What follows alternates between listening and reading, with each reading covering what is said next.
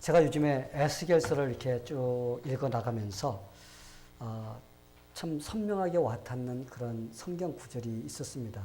오늘 여러분들 같이 읽었던 25장과 26장, 6장인데 25장, 26장. 근데 25장에 보니까 에스겔 선지자를 불러서 하나님께서 그 암몬 족속에 대해서 예언을 하라고 이렇게 말씀을 하십니다. 근데 그 내용을 보니까 암몬 족속을 다른 민족에게 넘겨주셔서 노략을 당하게 하시고 그들을 패망시키겠다는 이런 메시지를 주고 있어요. 그래서 그들을 완전히 만민 중에서 끊어 없애겠다라는 이런 메시지를 주고 있습니다. 그래서 저는 왜 그들이 하나님께 이러한 진노를 당하게 됐을까라는 생각을 하면서 쭉 성경을 읽다 보니까 이스라엘 땅에 바벨론 그 족속들이 군대가 쳐들어왔습니다. 그래서 이스라엘 땅을 갖다 황무케 하고 그들을 갖다 괴롭히고 유다 백성들을 포로로 잡아가고 막 이러한 일들을 하는데 유다 백성들은 고통을 당하고 있었습니다. 그런데 암몬 족속들은 그걸 보면서 어떻게 했냐면 좋다 하면서 박수를 치면서 즐거워했다는 것입니다. 그래서 다른 사람들이 힘들어하고 고통을 당하는데 그들은 어떻게 했어요? 박수 치면서 좋아하는 즐기는 그런 일을 했다는 것입니다. 그리고 또 26장을 넘어가 보니까 비슷한 이야기가 나옵니다. 거기에는 하나님께서 에스겔 선지자를 불러가지고 너는 두로를 향해서 그들을 쳐서 예언하라. 그 내용도 보면요 비슷합니다. 두로도 암몬 족속과 비슷한 행동을 한 걸 볼 수가 있습니다. 그들은 해변가에 살고 있는 사람들이라서 두로는 해변가입니다. 그래서 그들은 상업을 주로 하기 때문에 상당히 부유하게 살았던 사람들이에요. 부족함이 없는 사람들이었습니다. 그런데 이들이 바벨론 군대가 유다를 공격하고 그들을 괴롭히고 성을 파괴시키고 그들을 포로 잡아가는 그런 일들을 당할 때 그들이 어떻게 했냐? 그들은 신이 났습니다. 너무 좋아했어요. 왜? 26장 2절에 보니까요. 만민의 문이 깨져서 내게로 돌아오도다. 그가 황폐하였으니 내가 충만하면 얻으리라. 두로는 유다가 멸망함으로써 자신에게 뭐가 생긴다고? 유익이 생길 걸 생각하면서 막 신나했습니다. 이때 하나님은요. 두로를 향해서 이렇게 선포를 합니다. 그들이 이방의 노랫거리가 될 것이다. 그들의 성벽은 무너질 것이며 망대도 헐릴 것이다. 여러 민족이 와서 그들을 갖다가 멸망시킬 것이라는 이런 메시지를 전하게끔 하셨어요. 그래서 암몬 족속이나 두로란 그 나라를 이렇게 쭉 보니까 둘 다 비슷한 면이 있다는 거예요. 어떤 면이에요? 둘 다 이웃 나라가 잘 되는 거 보면 배가 아파갖고 막 배가 아파서 어쩔 줄 몰라 하다가 다른 나라가 잘못되는 걸 보니까 너무 신나는 거예요. 막 기뻐갖고 즐거워서 막 박수를 치는 겁니다. 그래서 하나님께서는요, 이들을 향해서 멸망을 선포하는 것을 볼 수가 있습니다. 솔직히요, 다른 나라가 잘못되고 다른 이웃이 잘못되는 거 보면요, 솔직히 마음 아파야 됩니다. 참 힘들겠다. 고통당하는 거. 어떻게 도와줄 수 있을까? 막 이런 마음을 가지고서 막 의분이 일어나야 됩니다. 그들을 괴롭히는 거 보면서 막 마음속에서 화가 나야 돼요. 어떻게 도와줄 수 있을까? 방법을 찾으면서 도와줄 수 있는 길을 찾았어야 돼요. 그런데 그들은 오히려 어떻게 했냐? 신이 났습니다. 야, 잘 됐어. 니네 망하면은 우리한테 뭔가가 떨어지겠지. 야, 고소하다. 너희가 하나님 백 믿고 잘난 척 하더니 잘 망했다. 그러면서 그들을 갖다가 고소해 하면서 기뻐하는 이런 일들을 한 것이 바로 이 암몬과 두루가 했던 그런 일들입니다. 이게 바로 하나님께서요, 그들을 멸하시고자 한 그런 이유였습니다. 근데 또 한 가지 이유를 보니까요, 사실 유다라는 나라는 하나님께서 특별하게 수많은 나라들 중에서 뽑아서 선택한 백성입니다. 그래서 하나님께서 그들이 잘못할 때는 징계하고 때리고 올바로 잡고 이끌어줄 수 있는 것이 바로 누가 하냐? 바로 하나님이 하실 일이거든요. 그래서 그들을 갖다가 징계할 때도 하나님이 하시고 그들을 축복할 때도 하나님이 하십니다. 그렇기 때문에 옆에서 그걸 보면서 고수해하고 막 즐거워하고 그래서는 안 되는 거예요. 다른 사람이 어려움을 당하면요, 우리는 긍휼함을 느껴야 됩니다. 참 불쌍히 느껴야 돼요. 그러면서 참 안 됐다. 어떻게 해야지 도와줄 수 있을까? 어떻게 같이 거기에 동참할 수 있을까? 이런 마음을 가지는 것이 바로 불쌍히 여기는 마음, 긍휼히 여기는 마음인 것입니다. 근데 안문족성의 두로는요, 이런 마음을 갖지 못했어요. 다른 사람이 고통당하면 좋아하고 그들이 망하는 걸 보면 유익거리를 삼고 막 신나는. 그래서 하나님은 이런 악한 마음을요, 그들을 멸망시키는 쪽으로서 선포를 하시고 그들을 멸망시키셨습니다. 그들은 자기의 악함과 함께 어떻게 했어요? 망하고 말았어요. 사랑하는 성도 여러분, 우리는요, 어떤 각도로 우리가 보느냐에 따라서 똑같은 일도 다르게 볼 수가 있습니다. 똑같은 일도. 그래서 우리가 세상을 보는 것도 우리가 어떤 각도로 보느냐에 따라서 세상을 이렇게도 볼 수가 있고 저렇게도 볼 수가 있는 이 두 가지의 관점에서 이것이 해석이 될 수가 있습니다. 아마 여러분들도 그럴 거예요. 좋은 걸 보고도 나쁘다고 말하는 사람이 있고 나쁜 거 보고도 좋다고 말하는 사람이 있습니다. 왜? 그것은 보는 각도가 어떤 각도에서 보느냐가 달려있는 겁니다. 그래서 우리는 똑같은 것도 다 물어보면요, 각자 다 달라요. 왜? 보는 각도가 다르기 때문에 그런 거예요. 어떤 고등학교에서 고등학교 3학년생들이 대학교 가려고 공부하려다 보니까 얼마나 힘이 들어요. 그러다 보니까 막 스트레스가 쌓여. 그러면 공부하다가 막 화가 나면 자기들끼리 막 싸웁니다. 막 치고받고 싸워. 두 학생이 막 화가 나갖고 싸움을 하는데 친구들이 말렸어요. 말렸는데도 워낙 그냥 뭐 속에서 화가 나니까 막 싸움을 계속했습니다. 친구들도 싸워라. 내둬버렸어. 근데 두 학생이 신나게 싸우는데 거기에 선생님들이 지나갔습니다. 선생님들이 지나가는데 선생님들마다 다 달라요. 먼저 국어 선생님이 지나가면서 그 싸움하는 학생들을 보면서 고3들 주제도 모르냐?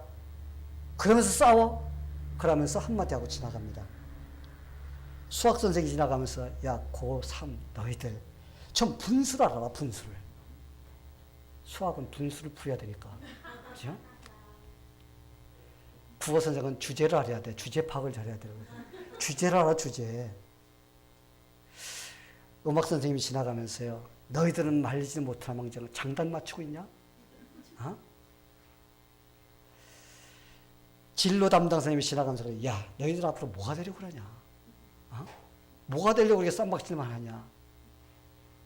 양호 선생님이 지나가다가 야, 그러다 다칠라. 그럼 너희들 나한테 올 거 아니냐? 싸움 그만해라. 국사 선생님이 지나가다 그래요. 야, 임마! 너희들 조상이 부끄럽지 않아? 어? 세계사 선생님이 지나갑니다. 그러다 이놈들아, 싸운다고 세계 역사가 바뀌냐? 물리 선생님이 지나가면서 야, 그렇게 힘으로 싸우는 것이 아니야. 머리를 싸워야지. 생물 선생님은요. 아이고, 벌레만도 못한 놈들아. 영어 선생님은요. no, stop, stop. 어떤가요? 여러분들이 만약에 고3이 쌈박질하고 있으면 지나가면서 여러분들 뭐라고 말할 거예요? 에이, 뭐라고 할 거예요, 여러분들? 예? 다들 여러분들 할 말이 한마디씩 있을 거예요. 그렇죠? 예. 각자 자기 입장에서 보는 대로 아마 그것을 갖다가 말할 것입니다. 이것이 뭐예요? 시각이에요. 우리가 어떤 각도로 보느냐. 바로 이 시각이라는 거예요. 하나님이 야고보서 2장 13절에서 긍휼을 행하지 아니하는 자에게는 긍휼 없는 심판이 있으리라. 긍휼은 심판을 이기고 자라갑니다. 라고 하시면서 긍휼한 마음을 가지라고 우리에게 말씀을 하고 계십니다. 왜 하나님 우리에게 긍휼한 마음을 가지시라고 하시는 것일까? 하나님 자신이요, 긍휼을 베푸시는 분이세요. 우리 하나님은요, 은혜로우시고 의로우시고 우리 하나님은 긍휼이 많으시도다 라고 시편에서 그렇게 표현하고 있습니다. 그 하나님은요, 영원히 죄로 인해서 죽어야 될 저와 여러분, 그들을 어떻게 했어요? 긍휼히 여겨주신 거예요. 하나님께서 긍휼을 베풀어 주셨기 때문에 우리가 죄 용서를 받고 이렇게 하나님의 자녀가 되어서 우리가 하나님을 섬기면서 기쁘게 즐겁게 살아갈 수가 있는 것입니다. 만약 하나님께서요, 우리를 보는 시각이 그의 눈의 시각이 아니라 죄인의 눈의 시각으로 봤다면 우리는 가차없이 어디 가요? 전부 다 지옥행이야, 지옥. 지옥 가서 우리는 영원토록 고통 속에서 살 수밖에 없는 그런 신세였는데 하나님께서 그의 눈으로 우리를 봐주시기 때문에 우리가 이렇게 구원받은 하나님의 자녀가 될 수가 있었던 것입니다. 하나님은요, 긍휼을 베푸시는 분이십니다. 우리가 아벨을 죽인 가인을 보면요, 가인은 당장 여러분에게 가인 같은 사람 앞에 놓고 어떻게 했으면 좋겠습니까? 죽여! 그럴 거야 아마. 근데 하나님께서는요, 아벨을 죽인 가인도 죽이지 못하겠습니다. 그리고 그의 이마에 혈포를 해서 다른 사람들이 그를 죽일 수 없게끔 그렇게 해주셨어요. 이게 바로 하나님께서 가인에게 베푸신 긍휼인 것입니다. 우리 예수님께서도 이 세상에 오셨을 때 얼마나 많은 긍휼을 베풀어 주시고 또 우리에게 가르쳐 주셨는지 우리가 성경에 읽다 보면 알 수가 있습니다. 예를 들어서 어느 날 예수님께서 나인성이라는 그 성에 가셨습니다. 근데 그곳에 가니까 젊은 사람들이 행료를 메고 가는 겁니다. 그런데 그 행여에 어떤 과부가 슬피 울면서 따라갑니다. 예수님께서 가까이 가서 참 그를 불쌍히 여겨주셨습니다. 왜 그를 불쌍히 여겨주셨을까? 그 과부에게는요, 오직 그 아들밖에 없었어요. 아들이 둘, 셋 있는 것도 아닙니다. 하나밖에 없었습니다. 평생을 그 아들만 바라보고 살아왔어요. 근데 그 아들이 장성했는데 갑자기 죽어버렸어. 그러니 얼마나 그 엄마의 마음이 슬펐을까. 예수님께서는 그 과부의 그것을 보셨던 거예요. 그래서 그를 갖다 긍휼히 여겨주신 것입니다. 만약에 거기에 그 자리에 석가모니가 지나가면서 그 광경을 봤다면 뭐라고 그랬을 것 같아요? 아마 이렇게 말했을 것 같아요. 인생은 고행이 너무 희노애락에 매이지 말라. 살고 죽는 것이 한순간이 꿈이거늘. 그러면서 아마 할 수 없어. 아마 그렇게 하고 끝났을 것입니다. 같은 자리에 마호메트가 있었다면 아마 이렇게 말했을 거예요. 사는 것도 죽는 것도 알라의 뜻이니 슬퍼하지 마라. 아마 그렇게 말했을 것입니다. 만약에 거기에 공자가 지나갔다면 아마 분명히 이렇게 말했을 것 같아요. 왜 소인배같이 우느냐? 군자처럼 참아야지. 그래서 울지 마. 울으면 안 돼. 철학자가 지나갔다면요, 고통은 인생을 훈련하는 학교니 슬퍼하거나 노하지 말라. 아마 그렇게 말했을 거예요. 그런데 우리 예수님은요, 달랐어요. 우리 예수님은요, 그 과부를 보면서 가까이 가서 그가 슬퍼하는 걸 보면서 긍휼히 여기셨습니다. 그러면서 그 관에 손을 얹으시고 그 청년을 살려서 그 엄마에게 주셨습니다. 할렐루야. 예, 우리 예수님이 이런 분이세요. 이 세상에 살면서 우리가 상처받고 고통받고 힘들어서 힘들어하고 그럴 때 예수님께서는 우리에게 가까이 오셔서 우리를 위로해 주시고 우리를 긍휼히 여겨 주시는 바로 그런 분이 우리 예수님이십니다. 이 세상에서요, 여러분을 가장 잘 알고 여러분에게 긍휼을 베풀어 주시고 불쌍히 여겨 주시는 분은요, 오직 한 분밖에 없어요. 예수님이십니다. 여러분, 남편도 아내도요, 막다른 길에 가면요, 소용없어요. 자식이요, 뼈 빠지게 해서 이렇게도요, 막다른 길 가면요, 소용없게 됩니다. 그렇다고 해서 소용이 없다는 건 아니고, 우리가 제일 믿을 수 있는 분은요, 우리 예수님이라는 거예요. 그 예수님. 우리가 그분만을 의지하면서 우리가 살 때, 우리도 예수님같이 긍휼을 베풀 수 있는 사람이 될 수가 있습니다. 우리도 긍휼을 받고, 우리도 다른 사람에게 긍휼을 베풀 수 있는 그런 사람이 되라고 예수님께서 말씀하십니다. 이 세상에는요, 이해가 가는 것들도 있고 이해가 잘 안 되는 것들이 너무나 많아요. 아마 여러분들 그럴 거예요. 이해가 가는 건 30%, 40%, 이해가 안 가는 건 50%, 60% 되지 않을까. 그래서 때로는 도대체 이해가 안 돼.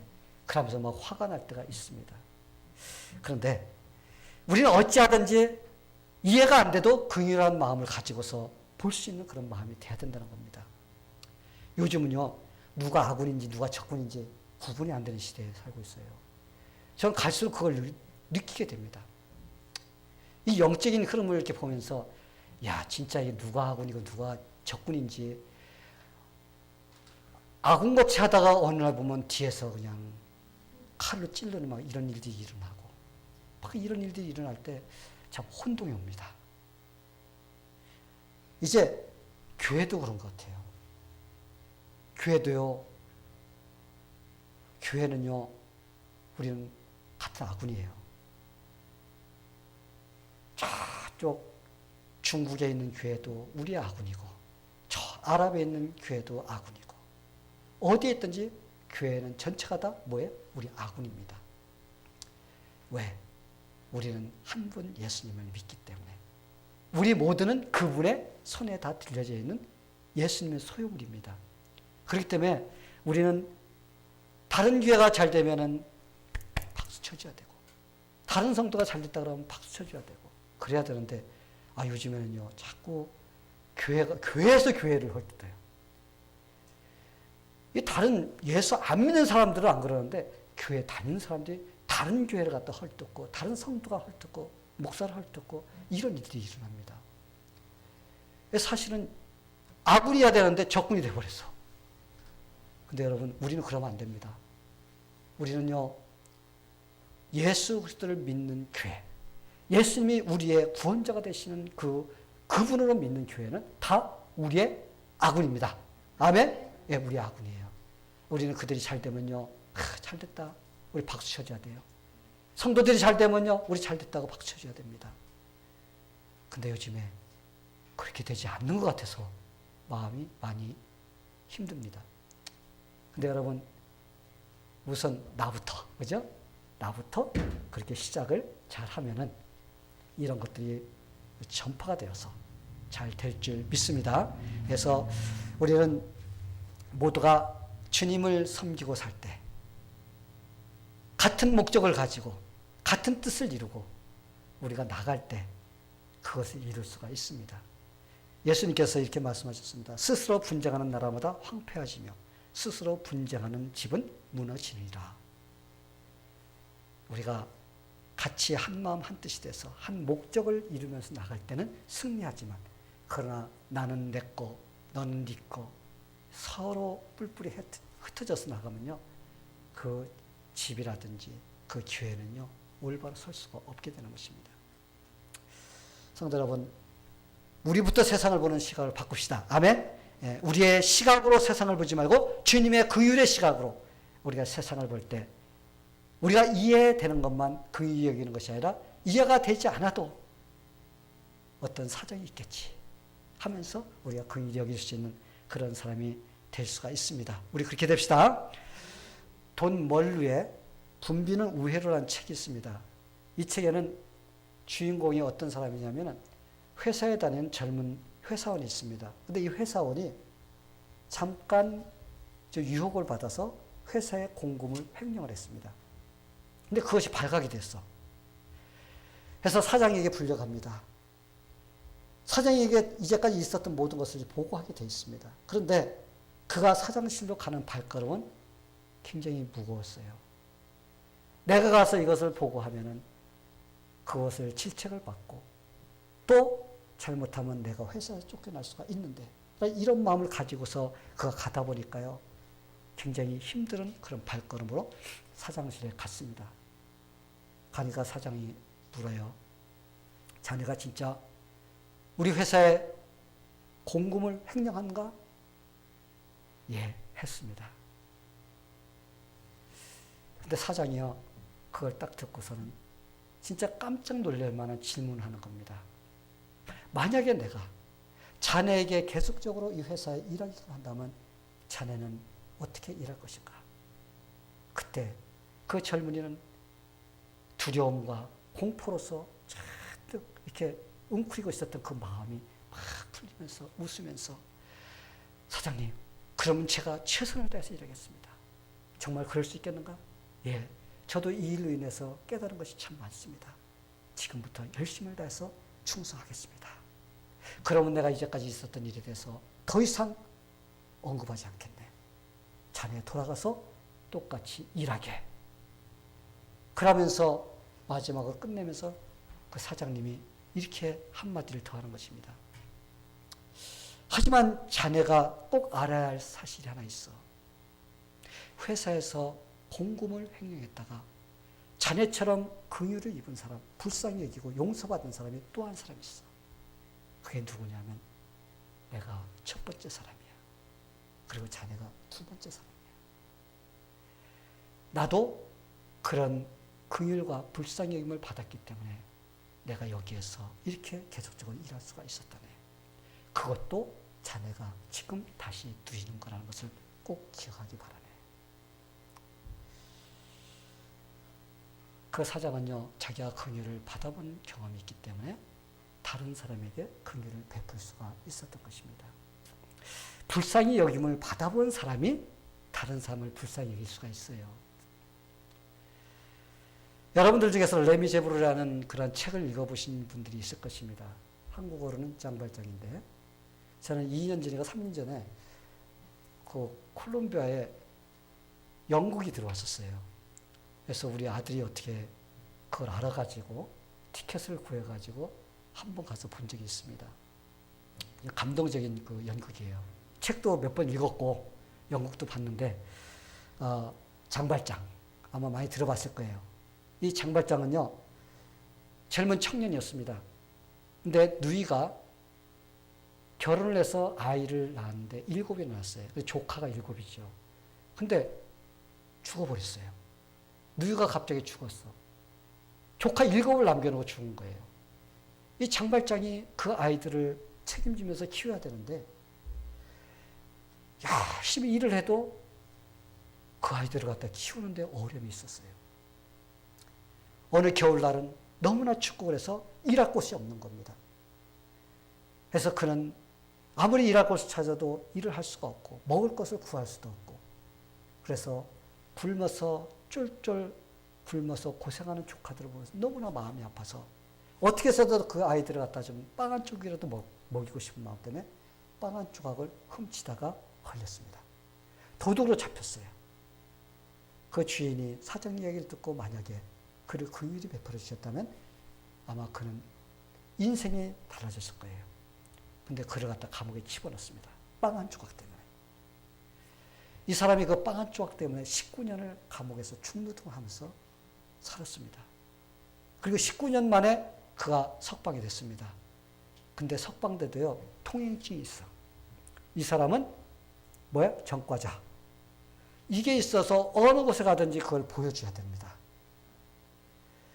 그걸 보여주면요, 전부 다 외면합니다. 왜? 이 사람은 전과자야. 그러면서 전부 다 외면해버렸어요. 이 사람이 돈이 있어도 음식을 살 수가 없습니다. 안 줘요. 돈이 있어도 여관에서 재워주질 않습니다. 하룻밤을 자려고 해도 잘 곳이 없고 먹을 곳이 없어서 배를 쫄쫄 굶는 겁니다. 그래도 어떤 사람이 신부님 집에 가보라고 귀띔을해줘서 거길 찾아갑니다. 밤중에. 나이 드신 신부님이 그 사람을 받아들입니다. 그리고 없는 살림에도 같이 먹을 것을 차려서 같이 밥상에서 따뜻한 것을 대접합니다. 특별히 손님이 왔다고 사용하지 않던 은수저, 은접시를 내려서 그걸 가지고 대접을 했어요. 참 19년 만에 사람 대우를 받은 거예요, 이 사람은. 감옥에서 사람 대우를 받지 못했습니다. 짐승 대우를 받았어요. 그렇게 하다가 처음으로 사람 대우를 받고 따뜻한 침대에서 잠을 잡니다. 그런데 19년 동안 습관이 들어서 그런지 찬장에 은수저, 은그릇이 있다는 것이 다 퍼뜩 생각이 나서 밤중에 자다가요, 새벽에 그걸 훔쳐갖고 도망을 합니다. 그런데 경찰이 그 사람을 보고 수상하니까 검문했습니다. 근데 가방에서 은수저가 나오고 은접시가 나오는 겁니다. 수상해서 너 도둑이지? 아닙니다. 신부가 이거 준 겁니다. 거짓말을 시켰습니다.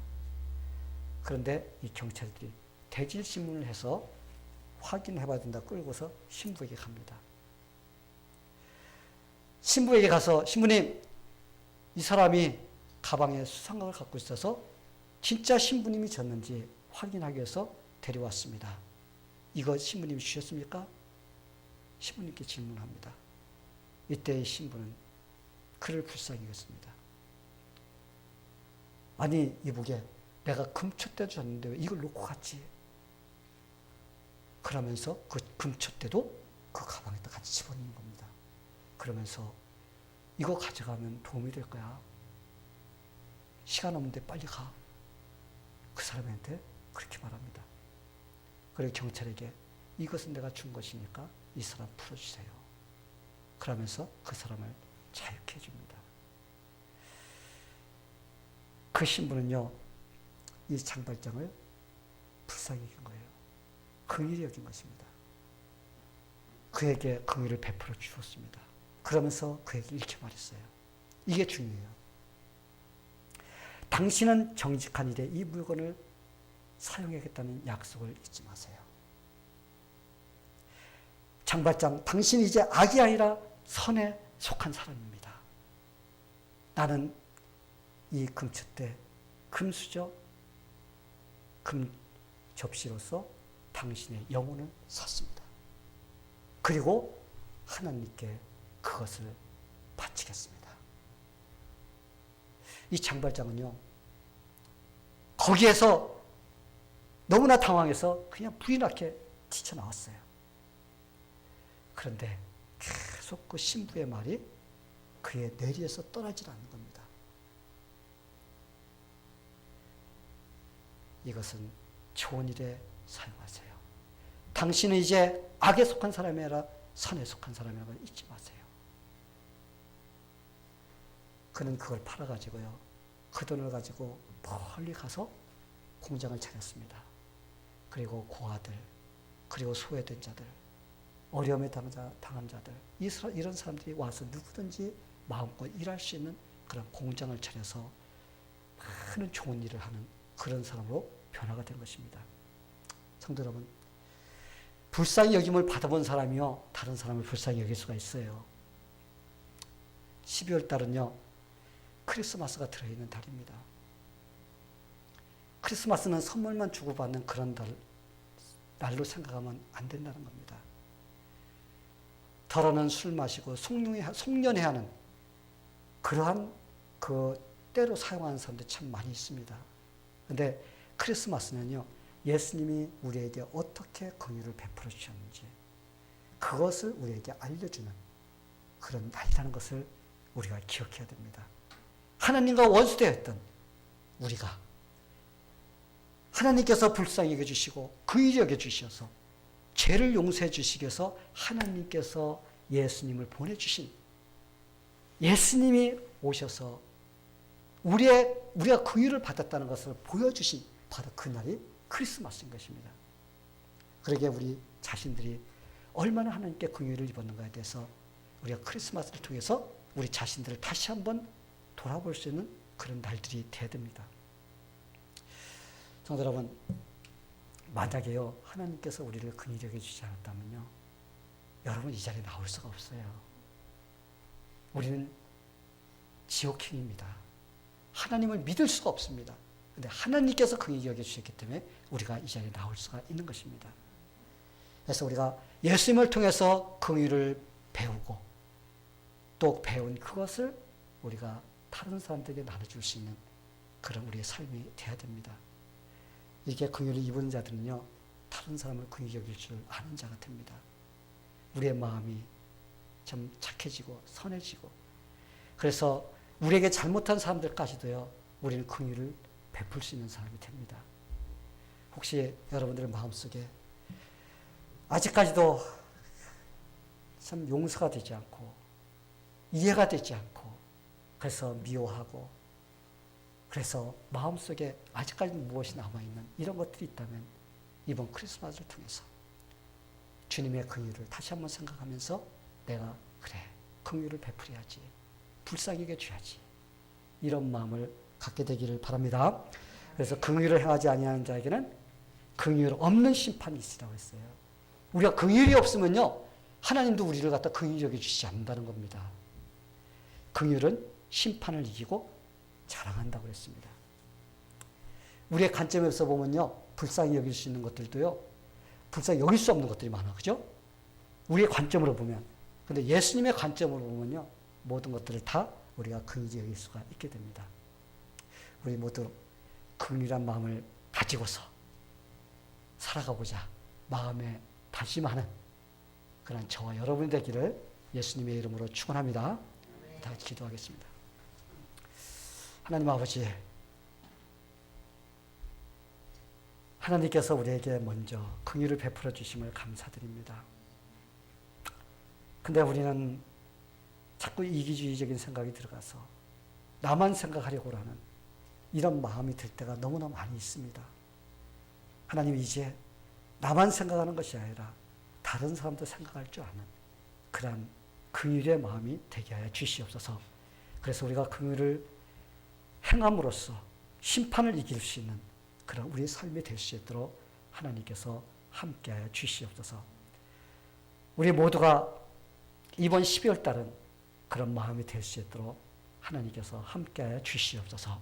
예수님의 이름으로 기도하옵나이다. 아멘.